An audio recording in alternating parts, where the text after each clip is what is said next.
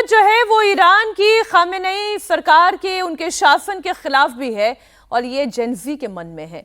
Iran पर युद्ध का खतरा मंडरा रहा है। अमेरिका और इजराइल कभी भी अटैक कर सकते हैं। इस बीच ईरान के अंदर भी हालात बेकाबू हो रहे हैं। ईरान में सुप्रीम लीडर खामेनेई के खिलाफ विरोध प्रदर्शन तेज हो गया है।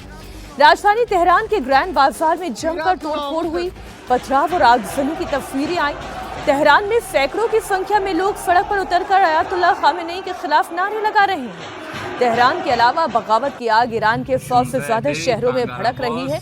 हमादान, इस्फहान, कौम, मशहद समेत कई शहरों में जनता सड़क पर है। अभी तक आगजनी की तस्वीरें इतनी नहीं थी, लेकिन हर दिन के साथ ये आगजनी की तस्वीरें, ये तोड़फोड़ की तस्वीरें, फिर सामने से गोलियों का चलना, लोगों की जान चले जाना, ये अब ईरान में दिखाई दे रहा है।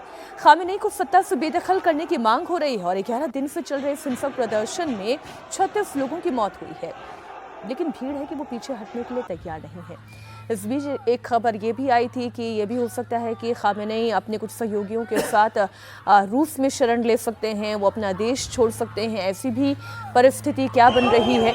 ईरान से हिंसक प्रदर्शन की जो तस्वीरें आ रही हैं वो खामेनेई की हुकूमत के लिए खतरे की घंटी जरूर है।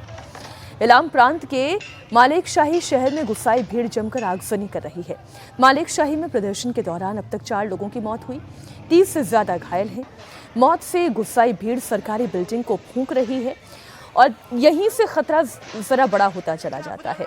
जब तक सरकारी इमारतों तक बात नहीं आती है तब तक ये होता है कि चलिए तख्ता पलट है, तख्ता पलट हो जाएगा। लेकिन जब वो सरकारी इमारतों तक पहुंच जाती है, लड़ाई आगजनी होने लगती है, खून खराबा होने लगता है, तो एक डर मन में ये जरूर पैदा होता है कि कहीं फिर दमनकारी नीतियां ना अपनाई जाए। नहीं, बिल्कुल डर तो होता ही है, क्योंकि जब सरकारी इमारतों पर हमले होते हैं तो सरकारों को मौका मिल जाता है दमन करने का, उनको एक आधार मिल जाता है।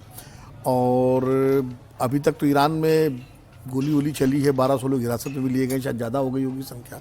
कल तक की खबर तो यही थी और 30-32 लोग मारे भी गए हैं। तो स्थिति तो वहाँ संकटपूर्ण है। और खामनेई साहब कहाँ हैं?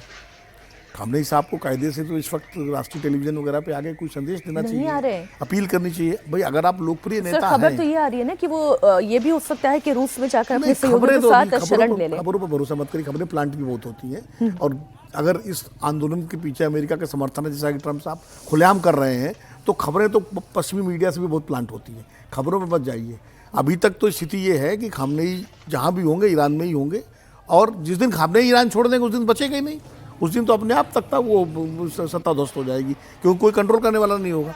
और मुझे लगता है कि खामनेई, उनके राष्ट्रपति भी इधर 2-3 दिन पहले तो आए थे सार्वजनिक, मतलब टेलीविजन चैनलों पर। उसमें अभी कुछ दिनों से उनका भी 2-3 दिन से कोई बयान वगैरह नहीं आया है। अभी तो स्थानीय अधिकारी ही निपट रहे हैं इससे।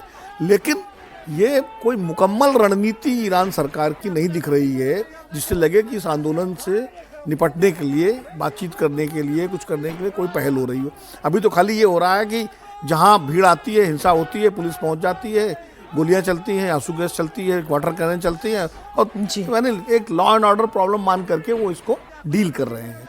लेकिन प्रॉब्लम सिर्फ लॉ एंड ऑर्डर की नहीं है, प्रॉब्लम ये बड़ी है, क्योंकि इतने लोग अगर सड़कों पर निकले हैं तो निश्चित रूप से उनके ग्रीवांसेस हैं, उनकी तकलीफ़ें हैं, उनकी मांग है, उनका जो भी उनके सारे इश्यूज हैं। इसमें हिजाब वाली महिलाएं भी शामिल हैं, इसमें यूथ भी शामिल है। सरकार कोशिश कर रही है, वहाँ की सरकार, महंगाई भी शामिल है। नहीं, वहाँ की एक मंत्री है, उन्होंने भी बयान दिया। उन्होंने कहा कि वहाँ के लोगों को कुछ भत्ता दिया जाएगा महंगाई की वजह से। कुछ उन्होंने रियाल की बात भी कही, उससे कोई सॉल्यूशन नहीं बननी। बात यह है कि आप जब तक वहाँ रिफॉर्म्स नहीं करेंगे और लोगों को भरोसा नहीं होगा कि आप ईमानदार हैं उन रिफॉर्म्स के प्रति, खाली धर्म की घुट्टी पिला करके धर्म के नाम पर लंबे समय तक आप लोगों को बंधक ही, मैं कहूँगा, आप लोगों को किसी उसमें कैद नहीं कर सकते।